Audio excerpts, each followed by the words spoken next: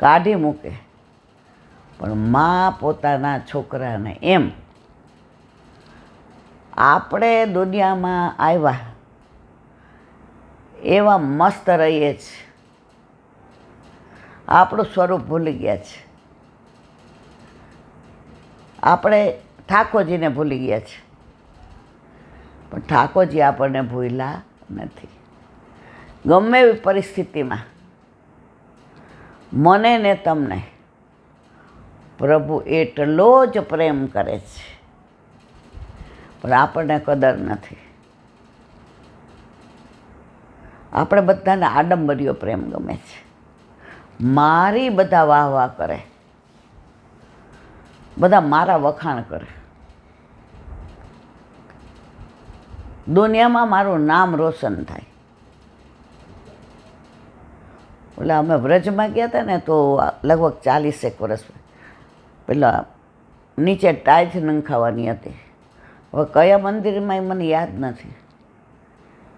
વ્રજમાં તો દરેક મંદિરમાં જઈએ એટલે ઓલા ટાઈલ્સ નાખવાવાળાને પૂછ્યું, એ કે આ બધા નામ લખ્યા છે? એ કે આ જેણે જેટલી ન્યોછાવર આપી હોય એટલી અમે નામ લખીએ. એ કે એક લાદીના કેટલા? પેલા તો આ લાદી ને એવું બધું જૂનવાણી હતું, આવું બધું તો હતું નહીં.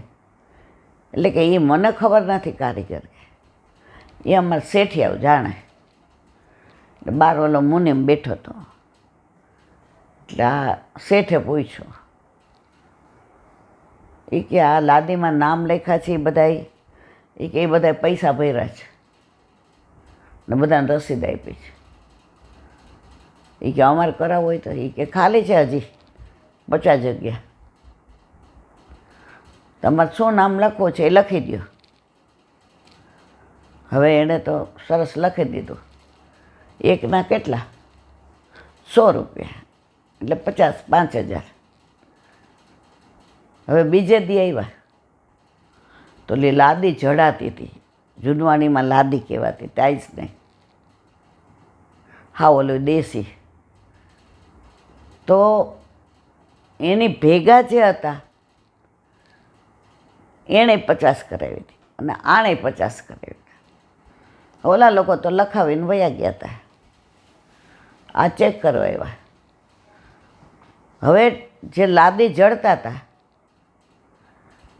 એમાં જે ઓલા લખાવીને વયા ગયા હતા એનું નામ પહેલાં આવતું હતું અને આનું નામ છેક છેલ્લે, એટલે કોઈનું ધ્યાન ન જાય કે આની લાદી ઉપર કોનું નામ છે. તો ઓલા મુનિમને કીધું, એ કે અમે કૂકા આપ્યા છે, અમે પૈસા આપ્યા છો, તમને વિચાર નથી આવતો? એ કે એણે 5,000 આપ્યા, અમે 5,000 આપ્યા છે. તો કે બેન એમાં હું ક્યાં ના પાડું છું વ્રજ ભાષામાં. એ કે એનું કેમ નામ પહેલાં આવ્યું અહીંયા? એની ટાઈલ્સ પહેલાં આવી અને અમારી ટાઈલ્સ છેલ્લે, એટલે કોઈની દ્રષ્ટિ જ ન જાય. તો ઓલા ભાઈએ કીધું, અહીંયા હોય કે ત્યાં હોય, તમારા નામ તો છે જ બધાયના, ત્યાં હોય તો કાંઈ વધુ તો એ કે તમને ખબર ન પડે. જેટલા આવે એમાં અમે પ્યોર વૈષ્ણવ છીએ, તો 1-2 જણા અહીંથી વાંચીને જાય તો બધાને ખબર પડે ને કે અમે કેટલા બધા દાન પુણ્ય કરીએ છીએ. મુનિમજી સમજી ગયા. એ કે આમને નામમાં રસ છે, નામીમાં રસ નથી. એ કે તો આગળ કરવું હોય તો 5,000 બીજા થાય. એ કે આ 5,000ના કાકા, આ 10,000, 5 ગઈકાલના હતા ને 5 આજ, પહેલાં અમારું નામ લખો. મુનિમ કે આવા નામવાળા કેટલા મૂર્ખા આવે છે અહીંયા. ઓલાએ કારીગરને કીધું મુનિમે, અહીંથી કાઢીને અહીં નાખી દે. જુઓ, કોઈને દાન કરવામાં રસ નથી, કોઈને લાદી જડાવવામાં રસ નથી, કોઈને દાનમાં રસ નથી, નામમાં રસ છે. અને નામમાં જેને રસ હોય એને નામ યાદ ફાવે જ નહીં. તો મને એ પ્રસંગ બરાબર યાદ છે. ભલે અમે તો નાના હતા ત્યારે પણ પહેલેથી આવું બધું આમ ગમે નહીં. તો અત્યારે પરિસ્થિતિ આ છે, મારી ટાઈલ્સ આગળ. અને ઘણાને કેવું હોય કે મેં આટલું વ્રત કર્યું છે, આટલા નિયમ લીધા છે, હવે આખી દુનિયાને ખબર પડવી જોઈએ. વૃંદાવનમાં એક સુદામા કુટીર, ત્યાં બધી જાતના સંતો મળે તમને. તપ કરવાવાળાય મળે, પછી ધ્યાન ધરવાવાળાય મળે, પછી બંધી રાખવાવાળાય મળે. તમે જાઓ એટલે તમને બધાય મળે. હવે એક સંત ત્યાં આવ્યા વૃંદાવનમાં, સાઉથના હતા મને લાગે છે. હવે બધાએ કીધું કે 14 વર્ષ તમે કોઈ પણ જાતનું નિયમ લ્યો તો 14 વર્ષે તમને ઠાકોરજી મળ્યા વિના ન રહે. ઓલાએ નક્કી કર્યું કે હવે મારે પાછું જ નથી જવું, 14 વર્ષ મારે અહીંયા જ. હવે નિયમ કયો લઉં? કે મૌન રહો, બોલવાનું નહીં 14 વર્ષ. અને એવું મૌન રહેવું કે કોઈ મારી મૌન વ્રત તોડાવી ના શકે. એટલે એણે ત્યાં ગુરુદેવ હોય, એણે પૂછ્યું, ક્યાં કરે ગોરી? મહારાજ, મારે મૌન વ્રત રાખવું છે. देख, बोले बिना नहीं चला जाएगा, दूसरा कोई नियम ले ले. નહીં મહારાજ, મેં ઠાને લીધું છે, મારે મૌન વ્રત જ લેવું છે. અને 14 વર્ષે મારું મૌન વ્રત પૂરું થાય એટલે મને ઠાકોરજી મળે અને મળે જ, એમાં કોઈ શંકાને સ્થાન નહીં. હવે 3-4 વર્ષ થયા, સરસ ચાલે. હવે ત્યાં એવી હોડ લાગી કે જે આ વ્રત તોડાવે એને બધાય શાબાશી આપે અને ભંડારો કરે બધાય. હવે 4 વર્ષ થયા એટલે આને એમ થઈ ગયું, હવે આપણું વ્રત કોઈ તોડાવી શકે નહીં, હવે આપણે રાજા. શરૂઆતમાં 3-4 વર્ષ એવું લાગે, પછી તો માણસ ટેવાઈ જાય. સૂક્ષ્મ અભિમાન આવ્યું કે મૌન વ્રત લેવું કાંઈ સહેલી વસ્તુ જ? મૌન વ્રત લઈએ તો ખબર પડે, આપણે દિલની વાત કોઈને કેવી હોય સમજાવી ના શકીએ, આપણે કાંઈ વ્યક્ત કરવું હોય તો કરી ના શકીએ. ધીમે ધીમે સંસારમાંથી મોહ ઉતરતો જાય. આપણે મૌન વ્રત 4 વર્ષ વિના વિઘ્ને પૂરા કર્યા. હવે 10 જ રહ્યા. જુઓ, 10 જ રહ્યા, 4 વયા ગયા.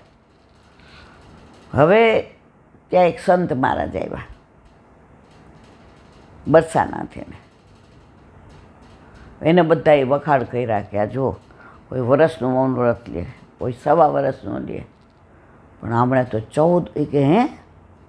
કે હા 14 વર્ષ, એમાં 4 તો વયા ગયા.